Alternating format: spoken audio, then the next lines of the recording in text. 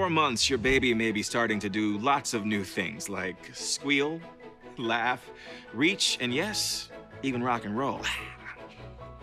You're also probably getting a sense of who your baby is, their own unique temperament.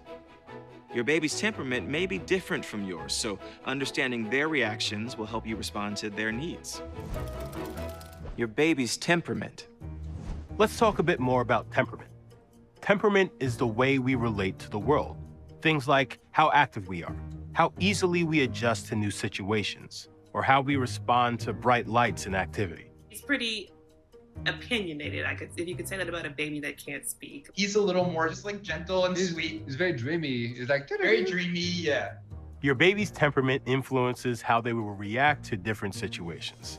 And no two babies will respond to the same situation the same way.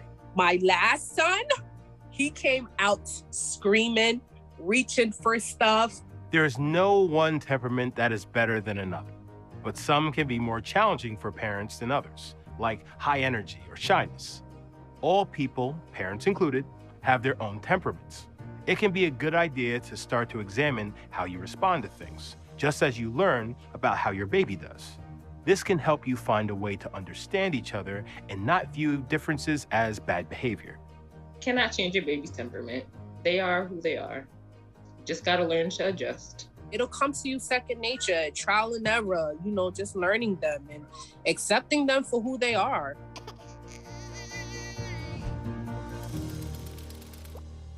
Starting solids. For now, introducing solid foods is just about getting your baby familiar with a few new tastes and textures. So how can you tell if your baby's ready to start solids? When they're looking at my food, looking at me, and it's like these little dribbles coming down, and then it's like, I think you want some of this. Showing an interest in food is one of the best signs that your baby is ready to start trying solids. Another sign of readiness is being able to hold their head up well in a high chair. For now, solid foods really means liquidy or squishy foods.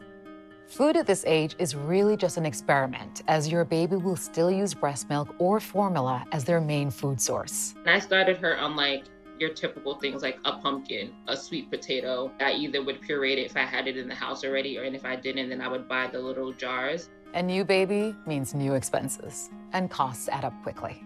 If you're worried about being able to afford enough food for your family, talk to your doctor. They can help you find resources that can provide support. Choking hazards and poisons. While starting foods can be very fun, know that your baby can and will put anything they can get their hands on into their mouth. So it's important to start thinking about keeping them safe. Your baby is exploring the world using their mouth, and generally, if something is small enough to fit into a toilet paper roll, it can be a choking hazard. It's also important to be aware of the danger of poisonous household objects. Swallowing a button battery, high-powered magnets, laundry or dishwashing pods, or chemicals present a serious danger to your child. Keep them out of reach and in a secure location. Even though they may not be crawling, they are working on reaching, and whatever they can grasp with their hand will end up in their mouths. Drowsy but awake. Most 4 to 6-month-old babies need 12 to 15 hours of sleep in a 24-hour period. You can continue to put your baby down in an empty crib on their back to sleep. If your baby rolls over onto their side or tummy, you don't need to turn them back over. Getting enough sleep during the day will help them sleep longer at night. Many parents try to get their babies to fall asleep before they put them in the crib. This doesn't allow your baby to learn how to calm themselves to fall asleep. Instead, you can try putting your baby into their crib drowsy but awake. This will allow them to practice falling asleep on their own. Play is learning.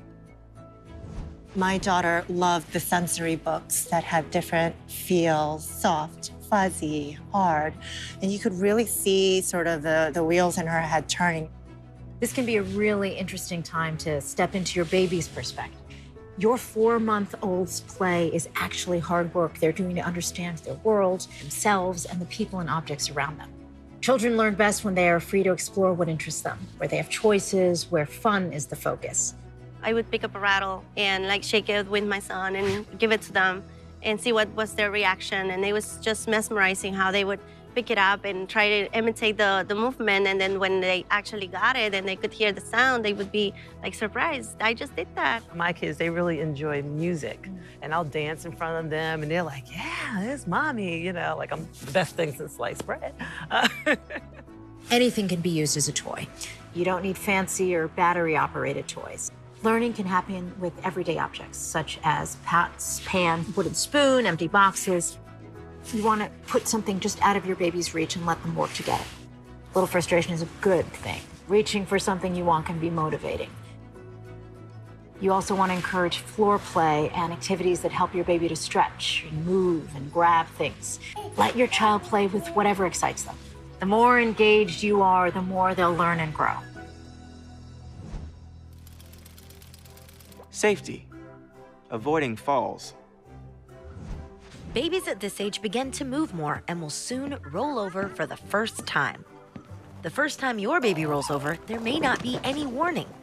This can make high surfaces like changing tables, beds, sofas, countertops, and stairs potential fall hazards. So always keep one hand in contact with your baby. And make sure your baby is securely and appropriately strapped into car seats, bouncers, high chairs, or strollers when in use.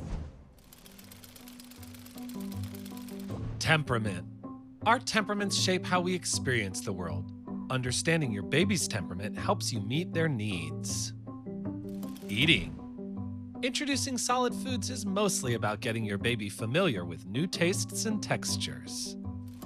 Play. Let your baby spend time on the floor and play with simple and safe household objects. Safety, avoiding falls. Keep a hand on your baby whenever they are on a high surface, as they can roll over and fall.